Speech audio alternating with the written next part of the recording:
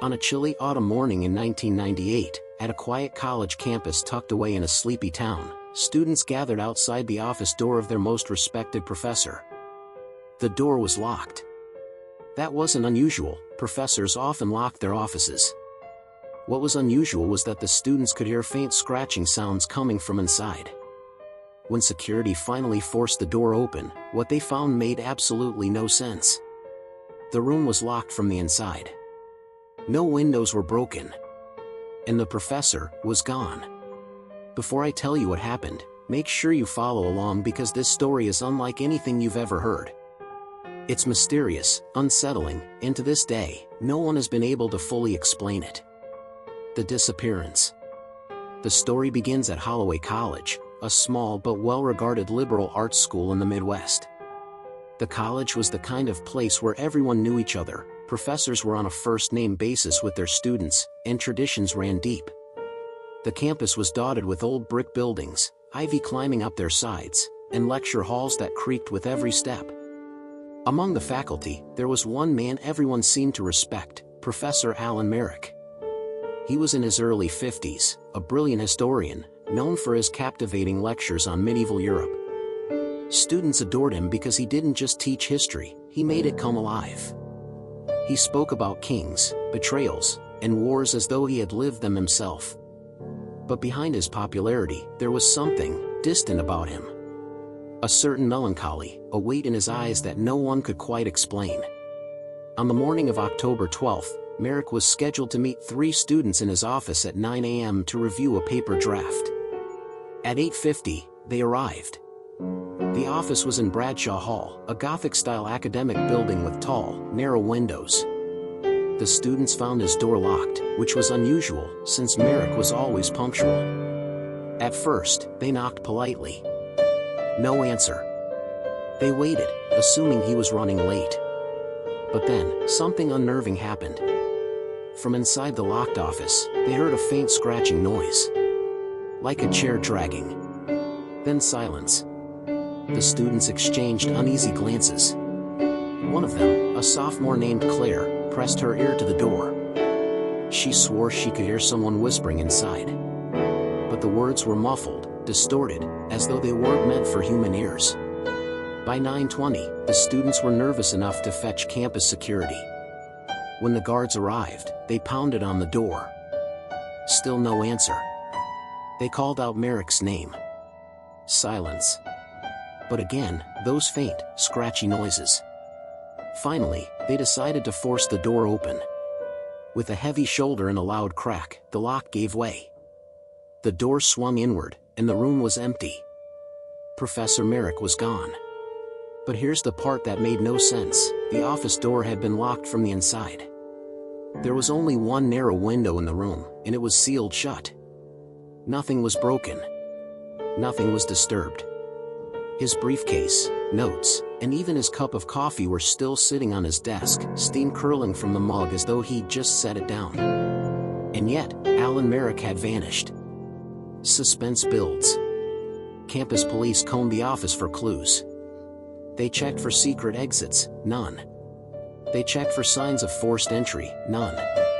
They checked for fingerprints that didn't belong to him, again, nothing. It was as though Professor Merrick had simply ceased to exist in that office. But there was one detail everyone noticed and never forgot. On the desk, next to his steaming coffee mug, was an open book. It was a thick, leather-bound volume, his personal research journal. The page it was open had just 3 words scrawled across it in black ink. Not from here. And then the ink trailed off, as if he had been interrupted mid-sentence. The students who had been waiting outside swore they had heard his voice whispering. But how could that be? If he was gone, who, or what, had been inside that office with them? If this story already has you hooked, pause for a moment and think, how does someone vanish from a locked room? And better yet, what would you do if you were one of those students? Stick with me, because the deeper this story goes, the stranger it gets. Community reaction. Within hours, rumors spread across campus. Some students said Professor Merrick had staged the disappearance as a stunt. He was eccentric enough. Others believed it was a kidnapping, though no ransom note was ever found. But then there were the darker whispers. Students claimed the professor had been dabbling in something outside of history. That he'd been obsessed with ancient manuscripts and writings about dimensions beyond our own. Some swore they'd seen strange symbols drawn on his office chalkboard late at night, when no one else was around. The college tried to keep everything quiet. They told students Merrick had taken a sudden leave of absence. But those who had been there, those who had heard the noises inside that office, knew that wasn't the truth. Unsettling discovery. That evening, campus maintenance staff locked up Bradshaw Hall. But one janitor, an older man named Walter, lingered behind. As he made his way past Merrick's office, he stopped. The lights inside were on. That didn't make sense. The police had cut the power earlier that day to test something, and no one had been inside since. Walter hesitated, but curiosity got the better of him. He opened the door and stepped inside. The office was empty, just as it had been earlier. But the coffee cup that had gone cold that morning? Steam was once again rising from it. Walter left the building and refused to ever set foot in Bradshaw Hall again. Backhand index pointing right. This is just the beginning. Because what followed Merrick's disappearance wasn't just a mystery, it became something much darker, something that would haunt the college for decades. Stick with me as we peel back the layers in the next act. Whispers in Bradshaw Hall. The morning after Professor Alan Merrick's disappearance, Holloway College was buzzing like a disturbed beehive. Students whispered nervously in the hallways, faculty gathered in tight circles with hushed voices, and every door in Bradshaw Hall seemed to creak a little louder than usual. The administration tried to downplay everything. The official statement was simple: Professor Merrick is on an extended leave of absence due to personal reasons. But everyone who had been there the previous morning, the students who had waited outside his office, the guards who had forced the door, and Walter, the janitor who swore the coffee had reheated itself, knew something wasn't right. And while the school tried to bury the story, rumors spread like wildfire. The student's burden. Claire, the sophomore who had pressed her ear to Merrick's office door and claimed she'd heard whispering, couldn't sleep that night. She kept replaying the muffled voice in her head. Was it really Merrick's? Or had it been something else? Her two classmates, Jason and Lily, tried to reassure her. Maybe we just imagined it, Jason said. We were nervous, waiting so long, maybe we heard pipes or something. But Claire was certain. No, she whispered, someone was in there. Someone was talking. The three of them agreed to meet later that week. They needed answers, and they weren't sure they could trust the administration, or even campus police, to find the truth. The investigation deepens. Campus police did run an investigation. They checked security footage of Bradshaw Hall from the night before Merrick vanished. The building had multiple entrances, each monitored by an old grainy black and white camera. What they saw disturbed them. At exactly 7:43 p.m., Merrick entered Bradshaw Hall. He was carrying his leather briefcase. He walked down the hall, climbed the stairs, and entered his office. The door shut. That was the last time anyone ever saw him. No camera ever recorded him leaving. Not through the front entrance. Not through the side doors. Not through the emergency exits. He simply never came out. But that wasn't the strangest part. At 9:15 p.m., nearly an hour and a half later, the hallway camera picked something up. The lights in the hall flickered, as though the power had dipped. And then, a shadow slid across the wall. There was no one in the hallway to cast it. The office search. Police and faculty went over his office again. Every inch of it. They knocked on the walls for hidden compartments. They measured the distance of the window to see if anyone could have scaled it. They even pulled up the carpet, thinking maybe there was some kind of trapdoor. Nothing. The only unusual thing remained that journal, the one left open on his desk with the words "Not from here" scrawled across the page. Handwriting experts confirmed it was Merrick's. But what did it mean? Some dismissed it as the ramblings of a tired academic. Others, especially his students, weren't so sure. They knew Merrick had been increasingly obsessed with strange, obscure texts, Books about hidden dimensions, old medieval accounts of people vanishing into thin air, and writings on something he called the thin veil. Backhand index pointing right here is where I need you to lean in, because this is the moment the story shifts from an ordinary missing person case into something much stranger. If you've been pulled in by this mystery so far, stay with me, because the next details are going to leave you unsettled. The Secret Project. Weeks before his disappearance, Merrick had been working on something privately. He mentioned it once to a colleague over coffee, a special project involving translations of 14th century manuscripts. But when the colleague pressed him for details, Merrick grew defensive. "It's not ready yet," he said. "And besides, no one would believe me." In his office, police found fragments of these translations. Handwritten notes in the margins. Strange sketches of doorways that didn't lead anywhere. Circles with intersecting lines. And again, the phrase "the thin veil." Claire, Jason, and Lily, who had managed to get their hands on a photocopy of some of these notes, couldn't make sense of them.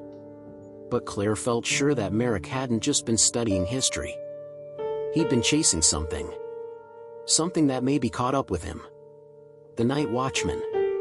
About a week after the disappearance, a night security guard named Marcus reported something strange.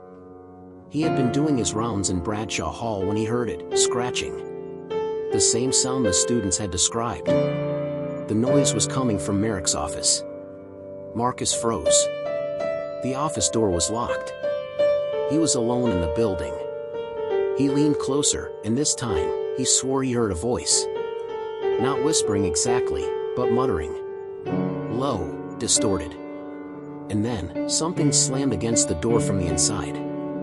Marcus fled the building, refusing to return for his shift the next night. When campus police checked, the office was empty. Again. Foreshadowing. From that point on, Merrick's office was sealed off. The college placed a heavy padlock on it, officially declaring it under review.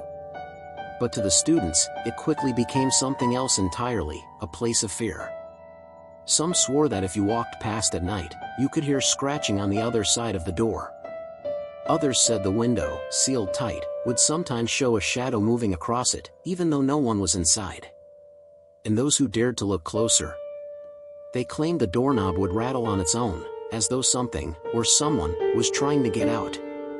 Before we go deeper, I want you to think about this. If you were standing in that hallway, hearing scratching from a locked, empty office, would you dare open the door? Tell me in the comments, because what comes next is going to make that question even more chilling.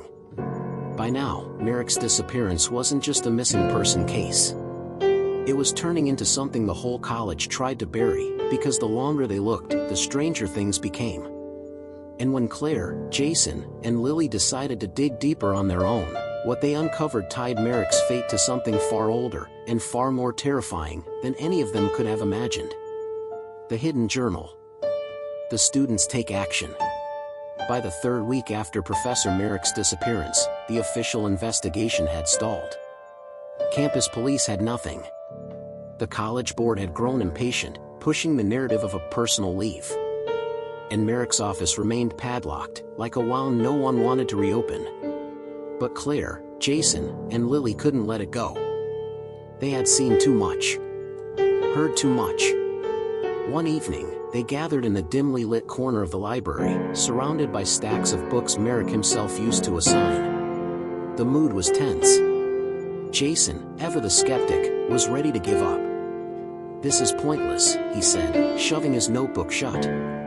"The cops looked into it, the school wants it buried." Maybe he just snapped. Walked away. Claire shook her head. Walked away from what? His office was locked from the inside. His coffee was still hot. "You heard it too, Jason. There was someone in that room." Jason looked away, unwilling to admit it. Then Lily spoke softly. "What if he didn't walk away? What if something took him?" The table went silent. The hidden drawer. Determined, Claire convinced the others to sneak into Merrick's office. They waited until late at night when Bradshaw Hall was deserted. Jason picked the padlock. It was crude, but it worked, and they slipped inside. The office smelled faintly of old coffee and something else, stale air, like a place sealed too long. The desk was neat, except for the open journal left exactly as it had been, frozen on the words "not from here." But Claire noticed something the police had missed. The bottom drawer of Merrick's desk looked off. The edges of the wood didn't quite line up. She tugged at it, and after some resistance, the drawer slid all the way out, revealing a false back. Behind it, wrapped in a piece of old cloth, was another book. Not a journal this time. A manuscript. It was bound in cracked leather, its pages yellowed with age. The writing inside was dense, written in Latin and Old English, peppered with symbols none of them recognized.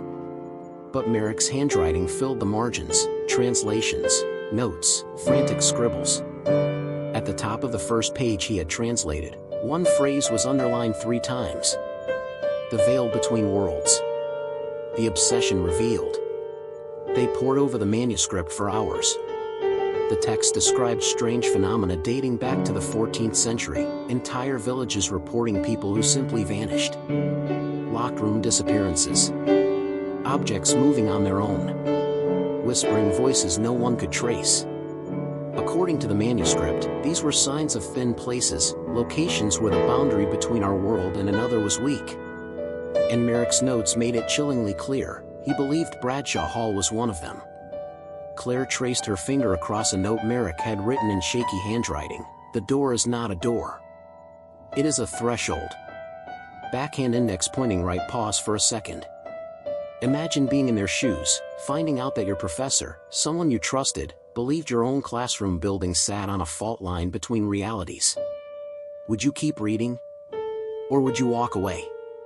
Drop your thoughts below, because this is where the story turns from unsettling into terrifying. The noise returns. As the students whispered over the manuscript, the silence of the office broke. Scratch. All 3 froze. The sound was faint but unmistakable. It was coming from the closet in the corner of the office. Jason grabbed a metal ruler off the desk, brandishing it like a weapon. Slowly, they approached. The scratching grew louder. Then, 3 sharp knocks. Lily gasped and stumbled back. Jason yanked the closet door open. Empty. The scratching stopped. But inside, carved into the wood of the closet wall, were letters. Jagged, rough, as though etched with a knife or maybe even fingernails. They spelled out one word. Stay. Unseen forces. Terrified, they shoved the closet door shut. Claire stuffed the manuscript into her bag. They needed to get out. But as they turned toward the door, something else caught their eye. The office window. For the first time since they'd entered, it was open. No one had touched it. The latch was rusted. They had checked it when they came in, it was locked. But now it stood ajar, cold autumn air spilling in. And for just a second, Claire swore she saw a hand, thin, pale, not quite human, slip back into the darkness outside. The decision. The 3 students fled the building, their nerves rattled and their breaths sharp in the cold night air. But once outside, Claire pulled the manuscript from her bag. This is what he was working on, she said, her hands trembling. This is why he's gone. He didn't disappear. He crossed over. Jason wanted to burn it. Lily wanted to turn it over to the police. But Claire knew. Deep down, she knew. The only way to find Merrick, if he was even still alive, was to keep reading. And so, despite the fear, despite the warning carved into the wood, they made a pact. They would uncover the truth about the thin veil. No matter what it cost them. What the students didn't realize was that the manuscript wasn't just a record of past events. It wasn't just history. It was a map.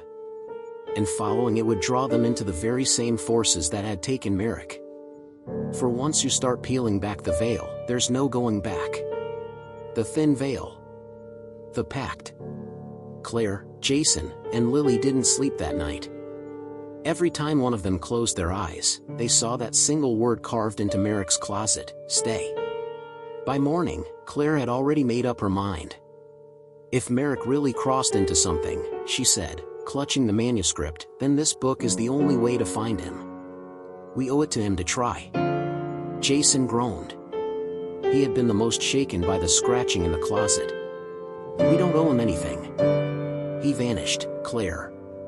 If he got mixed up in something dangerous, it's not our job to follow." But Lily, though pale and exhausted, sided with Claire. "What if he's still alive? What if he's trapped?"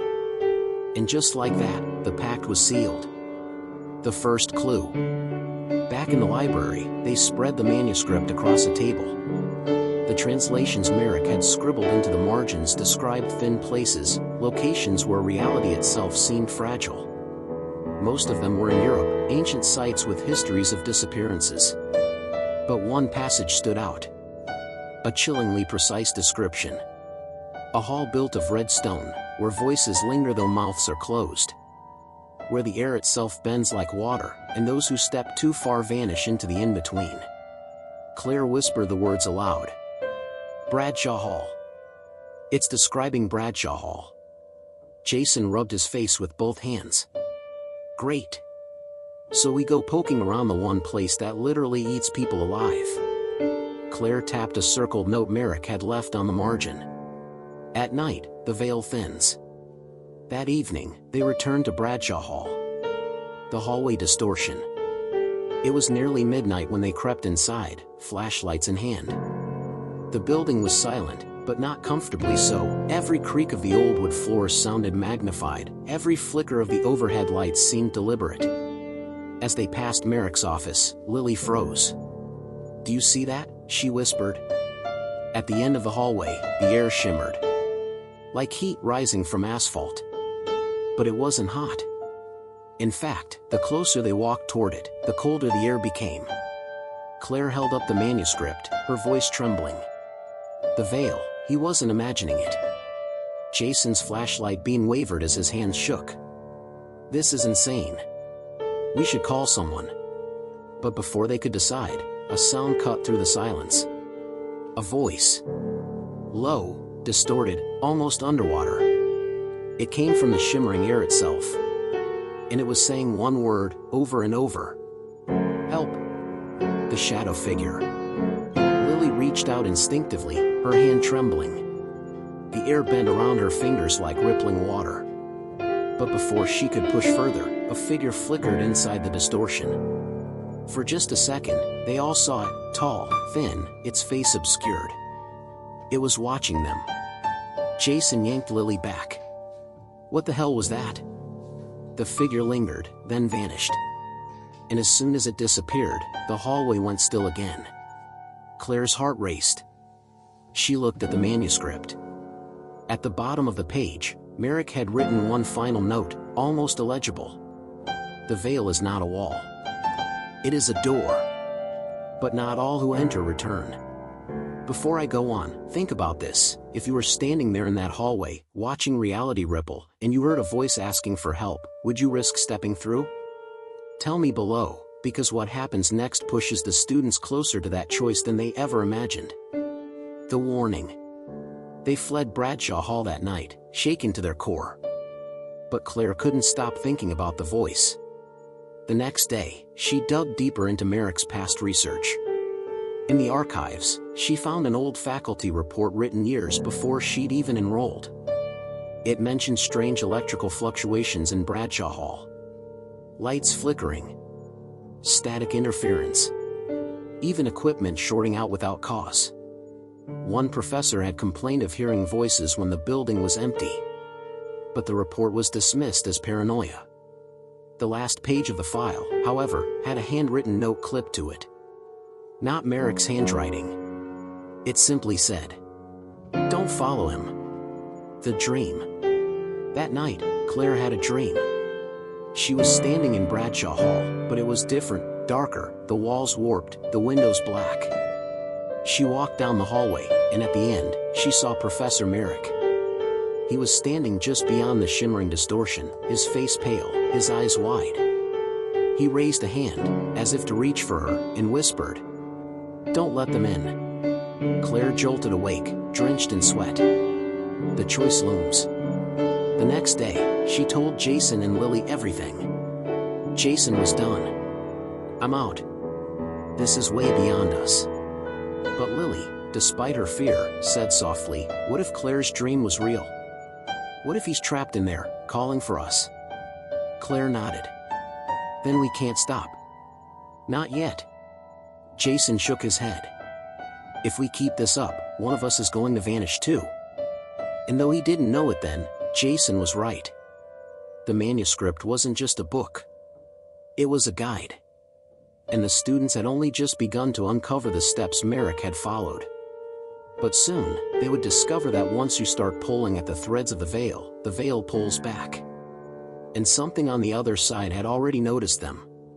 When the veil stares back. The drift. After their encounter with the shimmering distortion, nothing felt normal anymore. Claire noticed it first. Walking across campus, she'd see brief flickers, shadows where no one stood, reflections in windows that didn't match her movements. She kept telling herself it was stress, lack of sleep. But when she asked Lily if she felt it too, Lily just nodded, pale.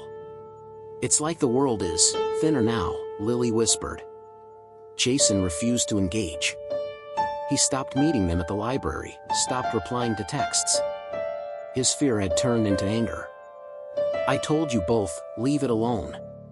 That book is poison." But the manuscript never left Claire's back.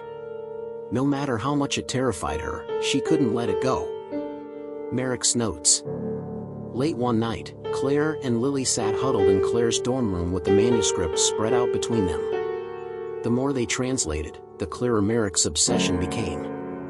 He had written page after page about the thin veil, locations where disappearances clustered, where reality seemed unstable. But one line stood out more than the rest. The veil does not just allow passage out. Sometimes, it lets things in. Claire read it aloud, her throat dry. Things in. As if on cue, the lights in her dorm flickered. Then went out completely. And in the dark, from the corner of the room, both girls swore they heard breathing. The phone call. The next day, Jason broke his silence. He called Claire, his voice frantic. "Something's wrong with me," he said. "I keep hearing knocking. At night. 3 knocks, over and over. And when I open my door, there's no one there." Claire's heart pounded. "Jason, it's the veil. It's noticed us." But Jason wasn't listening. His voice cracked. "I saw him, Claire. Merrick. He was standing in my hallway last night. Just standing there, watching me. And when I blinked, he was gone." Then the line went dead. The return to Bradshaw Hall. Claire and Lily had no choice. Jason was unraveling. The manuscript hinted that once the veil marked someone, the only way to stop it was to face it at the source. That night, armed with flashlights in pure desperation, the 2 girls returned to Bradshaw Hall. The building was colder than ever, silent except for the faint hum of the overhead lights. As they crept toward Merrick's office, Claire froze. The padlock on the door was broken. Someone had already been inside. They pushed the door open. The office looked unchanged, desk neat, chalkboard blank, window shut. But on the desk, right where Merrick's journal had been weeks before, lay a new sheet of paper. On it was scrawled a single sentence, jagged and desperate. "He's not alone in here." Backhand index pointing right. Imagine finding that note, knowing your professor vanished into a locked room, and now realizing he may not be the only thing on the other side. Would you keep searching, or would you run? Tell me below, because the next moment in this story is where things explode into full terror. The breach. As they stared at the note, the temperature in the room plummeted. Their breath came out in clouds. Then, scratching. From the closet. Claire's stomach twisted. Slowly, the closet door creaked open on its own. Inside, the carved word "stay" had changed. Now it read, "Come." The shimmering distortion erupted in the center of the office, brighter, louder, like static tearing through the air. Papers flew off the desk, the coffee mug shattered on the floor, and the voice returned. But it wasn't just one voice anymore. It was many. Overlapping, distorted, whispering, begging. Help, stay, come, join us. Lily clutched Claire's arm, her face drained of color. Claire, we have to leave, now. But Claire stood frozen, because in the chaos, she saw a figure in the distortion. It was Merrick. His hand reached out, his mouth moving desperately, though his words were swallowed by the other voices. For a split second, Claire thought she saw something else behind him. Taller. Darker. Watching. The collapse. The distortion roared, pulling the room inward. The walls seemed to bend, the window panes rattled, the floorboards groaned. Claire dropped the manuscript, its pages scattering, but one landed open at her feet. Her eyes locked on Merrick's last note, written in shaking ink. If you open the door, you can't close it again. Lily screamed, grabbing Claire by the arm, and yanked her out into the hallway. The door to Merrick's office slammed shut behind them with a deafening crack. Silence. When they looked back, the padlock had reappeared. Intact. As if it had never been broken at all. By now, the line between reality and the veil was blurring. The students weren't just observers anymore, they were participants. And the thing that had taken Merrick? It wasn't finished with them yet. When the veil stares back. The drift. After their encounter with the shimmering distortion, nothing felt normal anymore. Claire noticed it first. Walking across campus, she'd see brief flickers, shadows where no one stood, reflections in windows that didn't match her movements. She kept telling herself it was stress, lack of sleep. But when she asked Lily if she felt it too, Lily just nodded, pale. It's like the world is thinner now, Lily whispered. Jason refused to engage. He stopped meeting them at the library, stopped replying to texts. His fear had turned into anger. I told you both, leave it alone. That book is poison. But the manuscript never left Claire's bag. No matter how much it terrified her, she couldn't let it go. Merrick's notes. Late one night, Claire and Lily sat huddled in Claire's dorm room with the manuscript spread out between them. The more they translated, the clearer Merrick's obsession became. He had written page after page about the thin veil, locations where disappearances clustered, where reality seemed unstable. But one line stood out more than the rest. The veil does not just allow passage out. Sometimes, it lets things in. Claire read it aloud, her throat dry. Things in. As if on cue, the lights in her dorm flickered. Then went out completely. And in the dark, from the corner of the room, both girls swore they heard breathing. The phone call. The next day, Jason broke his silence. He called Claire, his voice frantic. Something's wrong with me, he said. I keep hearing knocking. At night. 3 knocks, over and over. And when I open my door, there's no one there. Claire's heart pounded. Jason, it's the veil. It's noticed us. But Jason wasn't listening. His voice cracked. I saw him, Claire. Merrick. He was standing in my hallway last night. Just standing there, watching me. And when I blinked, he was gone. Then the line went dead. The return to Bradshaw Hall. Claire and Lily had no choice. Jason was unraveling. The manuscript hinted that once the veil marked someone, the only way to stop it was to face it at the source. That night, armed with flashlights in pure desperation, the 2 girls returned to Bradshaw Hall. The building was colder than ever, silent except for the faint hum of the overhead lights. As they crept toward Merrick's office, Claire froze. The padlock on the door was broken. Someone had already been inside. They pushed the door open. The office looked unchanged, desk neat, chalkboard blank, window shut. But on the desk, right where Merrick's journal had been weeks before, lay a new sheet of paper. On it was scrawled a single sentence, jagged and desperate. He's not alone in here. Backhand index pointing right. Imagine finding that note, knowing your professor vanished into a locked room, and now realizing he may not be the only thing on the other side. Would you keep searching, or would you run? Tell me below, because the next moment in this story is where things explode into full terror. The breach. As they stared at the note, the temperature in the room plummeted. Their breath came out in clouds. Then, scratching. From the closet. Claire's stomach twisted. Slowly, the closet door creaked open on its own. Inside, the carved word "stay" had changed. Now it read, "Come." The shimmering distortion erupted in the center of the office, brighter, louder, like static tearing through the air. Papers flew off the desk, the coffee mug shattered on the floor, and the voice returned. But it wasn't just one voice anymore. It was many. Overlapping, distorted, whispering, begging. "Help, stay, come, join us." Lily clutched Claire's arm, her face drained of color. "Claire, we have to leave, now." But Claire stood frozen, because in the chaos, she saw a figure in the distortion. It was Merrick. His hand reached out, his mouth moving desperately, though his words were swallowed by the other voices. For a split second, Claire thought she saw something else behind him. Taller. Darker. Watching. The collapse. The distortion roared, pulling the room inward. The walls seemed to bend, the window panes rattled, the floorboards groaned. Claire dropped the manuscript, its pages scattering, but one landed open at her feet.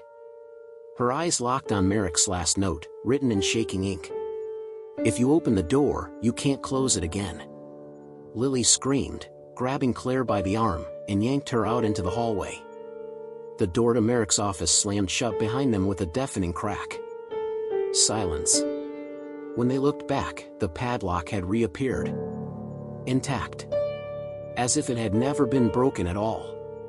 By now, the line between reality and the veil was blurring. The students weren't just observers anymore, they were participants. And the thing that had taken Merrick? It wasn't finished with them yet. The thing in the veil. The aftermath. The night after fleeing Bradshaw Hall, Claire and Lily barely slept. Jason didn't come to class. His dorm door was locked. No one had seen him since the phone call. Claire pounded on his door, voice breaking. "Jason, please, open up." No answer. But the RA swore they'd seen him earlier, walking down the hall, eyes glassy, mumbling to himself. The 3 knocks Jason had described? That night, both Claire and Lily heard them too. Not at their dorm doors, this time, on their windows. When they pulled back the curtains, there was nothing there. Nothing, except a faint condensation mark on the glass. A handprint. But it was far too large to be human. The choice. Claire and Lily were out of time. Jason was slipping away, maybe already gone. The manuscript left no doubt. Once the veil claimed someone, it wouldn't stop until they were dragged across. So they made the choice. They would go back to Merrick's office. Not to run. Not to flee. But to force the veil to reveal what it wanted, and try to bring Jason back. Claire stuffed the manuscript into her backpack, heart hammering. Lily grabbed a small cross her grandmother had given her. They didn't know what they were facing, only that this was their last chance. Backhand index pointing right if you were in their position, knowing your best friend was being pulled into something beyond our world. Would you go back for them, or would you save yourself? Let me know below, because this next part is where the line between life and death almost vanishes. The third visit. It was 2:14 a.m. when they reached Bradshaw Hall. The air was unnaturally still, as if the entire campus was holding its breath. The security lights flickered as they pushed the heavy doors open. Inside, the hallway stretched unnaturally long, their footsteps echoing far too loudly. It felt like the building itself was watching. When they reached Merrick's office, the padlock was already unlatched. The door creaked open on its own. This time, they didn't hesitate. They stepped inside. The other side. The distortion was waiting. It didn't flicker weakly now, it pulsed, alive, filling the room with static, wind, and a nauseating pull that twisted the air. And then, as if pulled by invisible strings, Jason appeared. He stood in front of the distortion, face pale, eyes empty, body swaying as if underwater. His lips moved, but the words were drowned in the deafening hum. "Jason!" Claire screamed, lunging toward him. But Lily yanked her back. Because now they could see what Jason was standing in front of. Something vast shifted in the distortion. Not Merrick. Not Jason. Something else. A shape too tall, too thin, moving wrong, like its joints bent in ways they shouldn't. Its face, or what might have been its face, was a blur of shifting shadows. And when it turned, the static in the air deepened into something that felt like a growl. The pull. Jason's body jerked violently. His feet dragged toward the distortion. His arms stretched out, like he was reaching for help. "Don't let them take me." Jason's voice ripped through the static, clear this time, raw and terrified. Claire bolted forward, grabbing his arm. The force nearly tore her shoulder from its socket as she fought against the pull. "Help me!" Jason screamed, his fingernails raking against the wooden floor as the veil tried to consume him. For a horrifying second, Claire was certain she saw Merrick's face inside the distortion, mouth open in an endless scream. Behind him were countless others. Faces. Hands. People.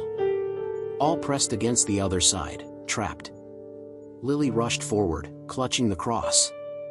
She held it up toward the distortion and shouted into the void. "Leave him alone!"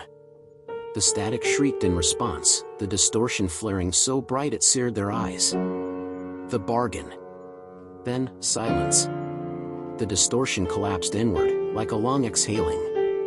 Jason lay on the ground, unconscious but breathing. But the voices didn't vanish. They whispered, low and chilling, in unison. "One for one." Claire froze, heart sinking. She knew exactly what it meant. The veil wasn't letting Jason go for free. It wanted someone else. Backhand index pointing right. "This is the second time I'll ask. If it demanded a sacrifice to save your best friend, would you take their place?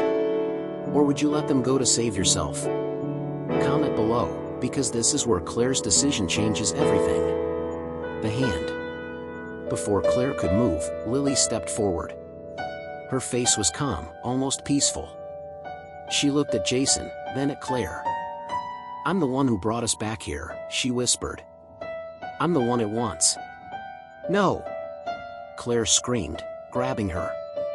"We'll find another way." But Lily smiled faintly, tears brimming. "Claire, sometimes you have to give something up, to close the door." And before Claire could stop her, Lily took a step forward. The distortion surged.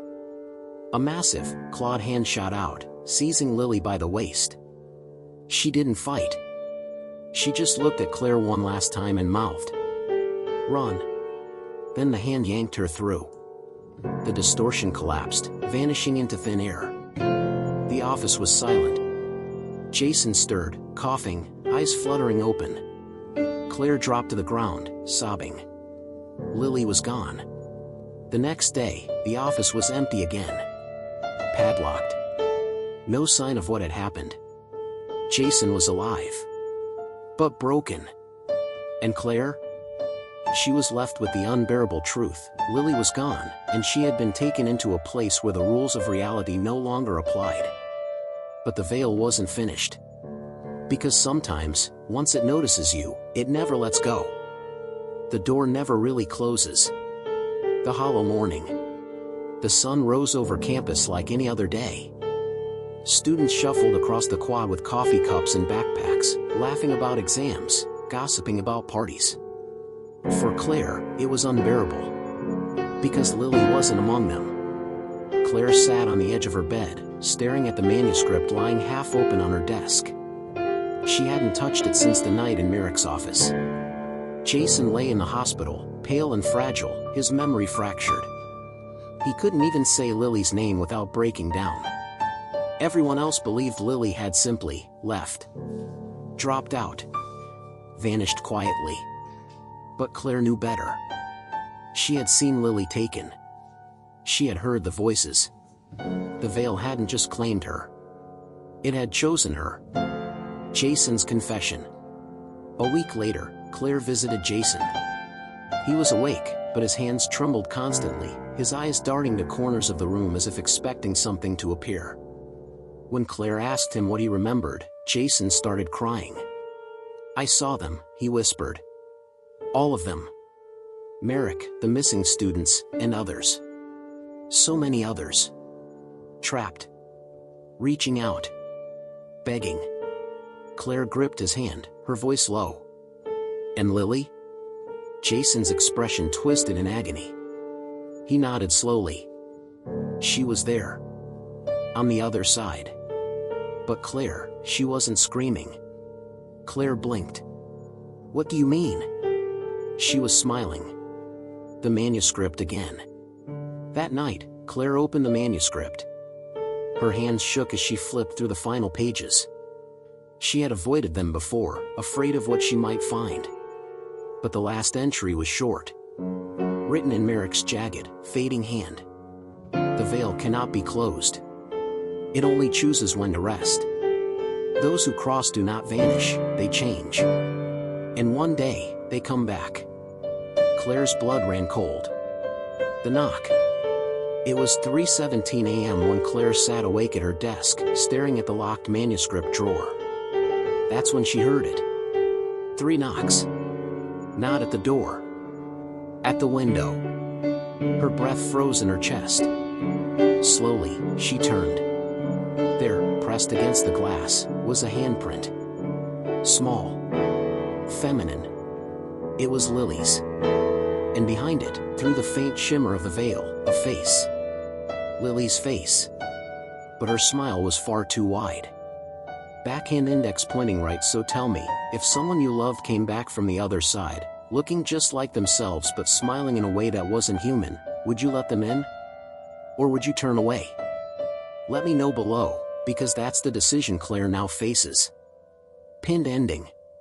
Claire never opened the window that night. But she knew it was only a matter of time. Because once the veil notices you, it doesn't let go. And somewhere deep in Bradshaw Hall, behind a door that no one dares open anymore, the padlock still gleams. Waiting. If this story left you unsettled, if you can't stop picturing that smile at the window, make sure you're subscribed, hit the bell, and share this video with someone who loves a mystery that refuses to be solved. Because this story, it isn't over.